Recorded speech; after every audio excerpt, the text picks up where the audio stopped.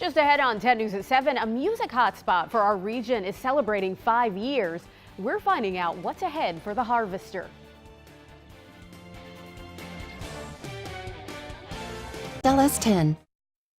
Live from WSLS, this is 10 News at 7, working for you. Now at 7, that selfie you're trying to get in the great outdoors could cost you your life. What experts say you can do to get a great picture without risking your safety. Funding schools without raising taxes. We're diving into the budget battle in Danville and what's standing in the way of more money for schools. It's a seller's market in one area, what experts say has homes in the Roanoke Valley being bought just as soon as they hit the market. School funding continues to be a hot topic in Danville, especially after last night's city council meeting. People showed support for more funding, but also said they're not in favor of more taxes. Danville superintendent said he's not disappointed. He sent a robocall to parents last week asking for support for more money. The biggest challenge right now, if we had to make an adjustment, is that we have made an investment in a newly revised teacher compensation schedule. I'd hate to think that we'd have to go back. A final draft of the city's proposed budget is scheduled to be presented to the public for comment by April 30th. Meanwhile, in Montgomery County, the Board of Supervisors unanimously voted to move money around to fund pay raises for its school district. The supervisors' finalized budget for the 2020 fiscal year includes $844,000 more for the Montgomery County Public Schools Operations Fund. That's on top of a $3 million increase they already planned for. The school board pushed for the extra money so they could pay for raises, new teachers, and health care. Supervisors split a planned increase in the school district's building fund to cover the cost. It's a never-ending process. And one thing we need to get out is the school board and the Board of Supervisors are working together. We may not see eye to eye on everything, but we are working together. We're trying to compromise. Education takes up about 70% of Montgomery County's total budget. Not enough homes to meet the demand. Right now, Roanoke is a seller's market. 10 News reporter Irisha Jones tells us more about this upward trend in the Roanoke Valley. Realtors don't know how long this trend will last, but numbers are continuing to increase for people buying and selling homes. So yeah, when you walk out on the deck here, I mean, as you can tell, it's a brand new deck. Kid Carter with Long and Foster says home sales in the Roanoke Valley are on the rise. He calls it a seller's market. But there's not enough homes to meet the demand.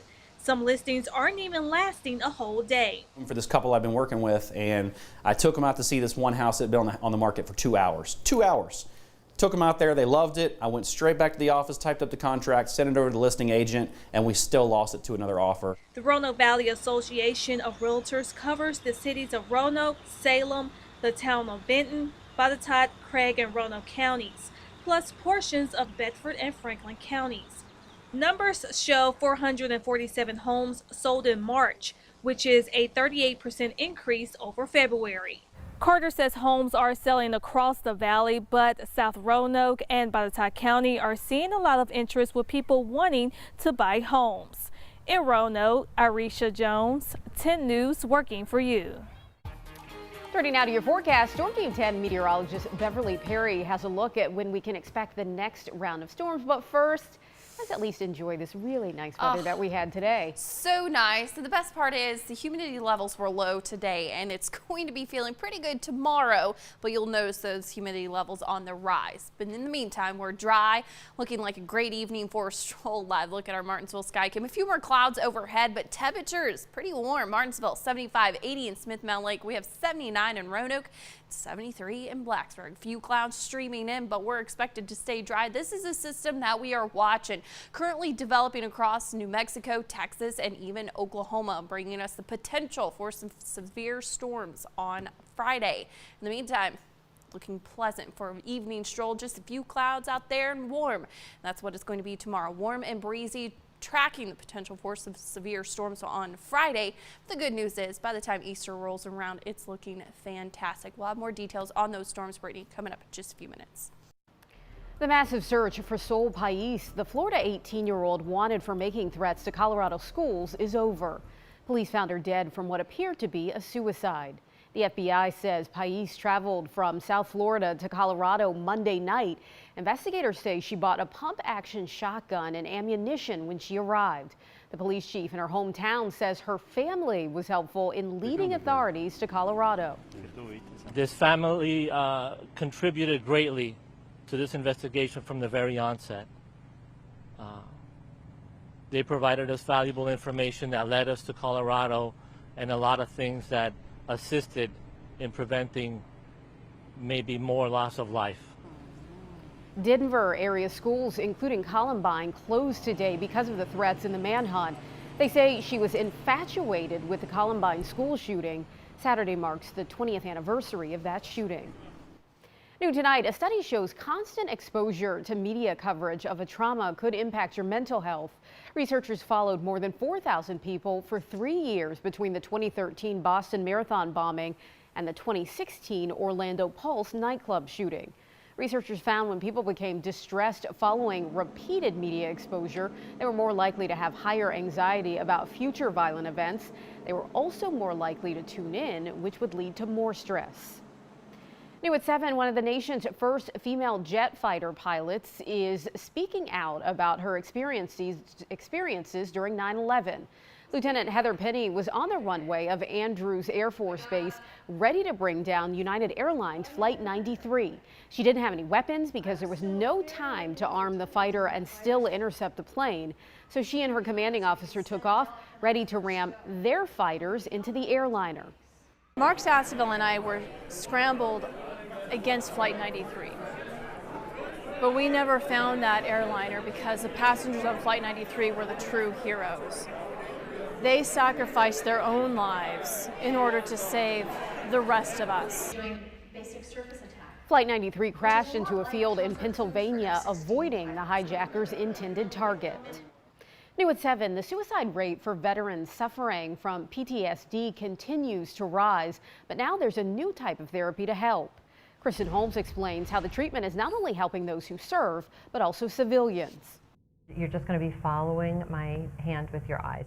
In a small, unassuming room in a Washington hotel, a group of people are learning a new technique to help treat post-traumatic stress. It seems like magic, but there's science behind it. It's going to be level. Accelerated resolution therapy, or ART, uses eye movements to desensitize a person to a memory and requires little or no reliving of potentially painful life events. Take a nice deep breath. A person visualizes their memory and the emotions linked to it, then follows the instructions of a therapist, following their hand movements with their eyes, mimicking rapid eye movement, or REM sleep. When you first start using ART with clients, Marcia Mandel is a trainer with ART International Training and Research. The eye movements access a person's natural problem-solving ability. So the person remembers, thinks about their memory. The first time they see their scene, it feels real, but then their brain starts to change it. So typically a person is removed from the memory. It's further away. Some therapists also say the treatment works beyond PTS, helping with phobias, anxiety, and grief. Jill Stevenson agrees. Prior to finding the art therapy, I thought that I could just cope with my grief on my own. Stevenson lost her only son, Army Ranger Ben Kopp, when he was killed by a sniper halfway through his third tour in Afghanistan. He was 17 when he signed up. It was the fall of his senior year of high school. Inspired by his great-grandfather's military service during World War II, after 9/11, Kopp was certain the Army was his path. After his death, Stevenson found herself unable to move forward.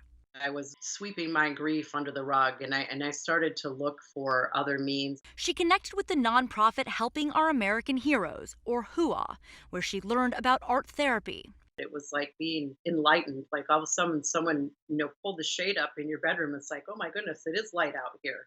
She says it helps her focus on the positive. A selfless human, a selfless humanitarian. That's what he was. From a very young age, Ben championed the underdog. He was everybody's best friend. In Washington, I'm Kristen Holmes reporting. A hiking trip takes a deadly turn. A college student died while apparently repositioning herself for a picture during a hike in Arkansas. Now, first responders in Roanoke County have a warning for people looking to enjoy the great outdoors. 10 News reporter Lindsay Kennett explains. Hikers wanting to grab that perfect picture at the top of the peak could be putting their lives at risk. Hikers and thrill seekers, beware. A 2018 study found that more than 250 people around the world have died while trying to take selfies, either drowning, getting hit by trains, or falling from heights. The number of deaths jumped from 2 in 2011 to 98 in 2016. In the Roanoke Valley, hiking and those picturesque views are a major attraction. But fire officials say a photo isn't worth risking your life. If you're on something that's got that far of a drop, then we don't want you out close to the edge. You've got to stay back away, from that edge, and don't put yourself in a position where you can fall. Admission is free on Saturday, April 20th to all national parks. So if you're going to go out for a hike, get somebody else to take your photo or stay away from the ledge. Reporting in Catawba, I'm Lindsay Kennett, 10 News, working for you. 1 million hands, all connected by the same thing, the mission of community that's leaving a lasting print around the world. Living.com. Making Rocky Mount a musical destination, the Harvester celebrates 5 years in business. 10 News reporter Rachel Lucas has more on how it's doing and big name acts coming up this season. Since its inception, the Harvester Center has become a key piece of the local economy here in Rocky Mount, drawing tens of thousands of people each year who come here to see their big name acts. Last year, more than 40,000 people came through these doors. 34,000 of them were paying ticket holders. For a town like Rocky Mount that's only 6.5 square miles with a population of 5,000, that's a huge deal. But as Harvester Center CEO Matt Hankins says, it's that small town intimate venue that keeps the stars coming back. Merle Haggard stood in this spot where I'm standing, and he played and sang. Big names coming to town this year include LeAnn Rimes, Rick Springfield, Three Dog Night, and Scott Stapp. Just justifies the investment of time and effort and energy and love that we've already put into it, that it is paying off. To have artists referring one another saying, you've got to go play this place in Virginia.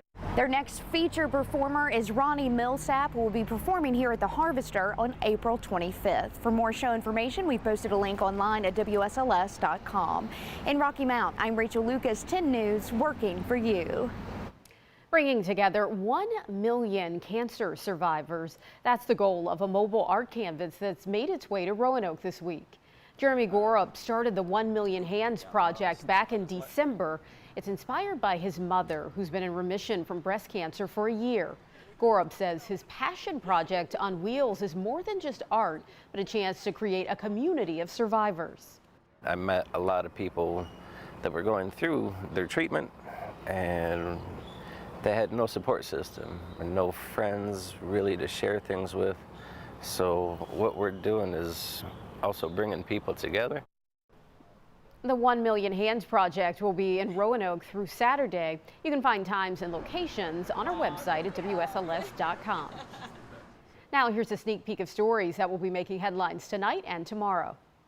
I'm Shane Dwyer. Tonight we're in Roanoke, where people are out enjoying a brand new mountain biking trail built completely by volunteers. It's here in southeast Roanoke, and while these kids are out here having a great time, it means so much more for this neighborhood and for the overall region as a whole. I'll have the story coming up tonight at 11 right here on WSLS 10.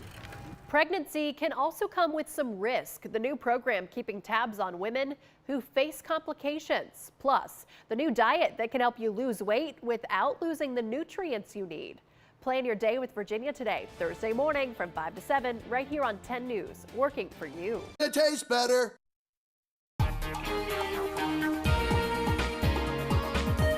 Oh yes, it was an amazing day today. We saw a lot of sunshine. We do have a few clouds that have built in, but temperatures still not disappointing. We have 73 degrees in Blacksburg. We have 68 in Hillsville, a little cooler there, 77 in Danville, and 79 degrees in Smith Mountain Lake. And temperatures tonight certainly won't be chilly whatsoever.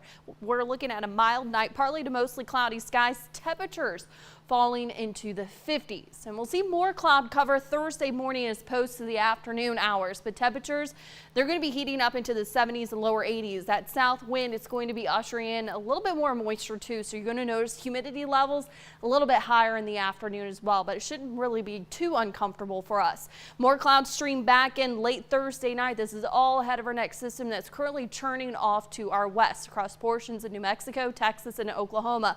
A lot of watch boxes in place and a lot of warnings that are happening out here. This developing area low pressure is going to slingshot to our neck of the woods and bring us the potential for strong and severe thunderstorms on Friday. We're in the yellow, the bulk of the area, as a matter of fact. That's a slight risk for severe weather. We're watching for strong and gusty winds, damaging wind gusts, very heavy downpours, torrential downpours. Here's the setup. Late Thursday night, we do have the potential to see a stray shower, mostly along and west of the 77 corridor as we continue to ramp up those moisture levels.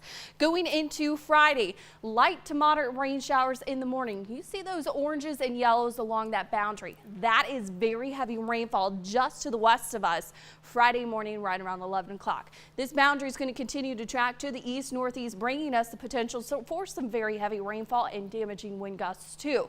Rain showers will continue as we head into Saturday. You notice we're seeing a little bit of a wraparound effect and wouldn't be surprised to see a few sleet pellets for our higher elevations. This will continue to barrel up the New England states, but we are looking to dry things out come Sunday. Well, let's talk about that flash flood threat. We've seen quite a bit of rain, especially if you account for Sunday, especially along and west of the Parkway.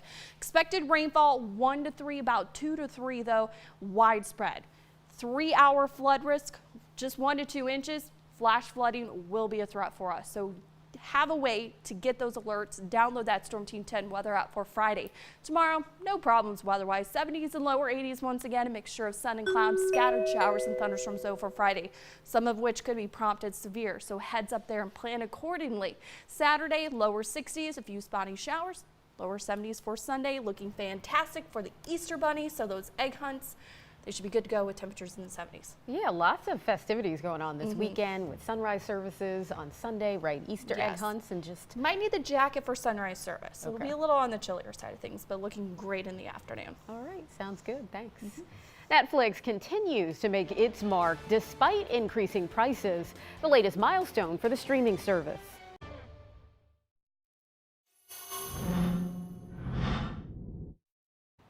In your entertainment news, we now know the lineup for Salem After 5 this summer. Here it is, starting April 26th and ending August 9th. Each night will include a new food truck and its own charity. We have the whole thing on our website at WSLS.com. Felicity Huffman could be facing jail time in the college admissions scandal. Prosecutors are seeking a sentence of 4 to 10 months for the Desperate Housewives star. Huffman pled guilty last week to paying $15,000 to a fake charity to get her kids into college. Huffman will learn her fate next month. Beyoncé is back with a new Netflix documentary and a new album. The documentary, called Homecoming, was released Wednesday morning along with a live album. Homecoming focuses on her set during Coachella last year. Beyoncé directed the film, and it includes interviews and behind-the-scenes looks from before and after the show.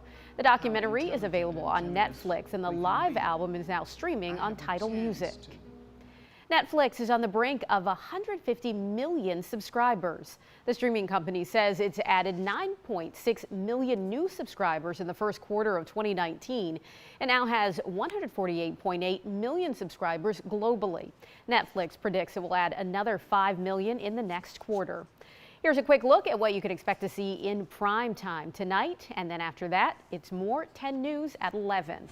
Thanks for joining us for 10 News at 7. Have a great night.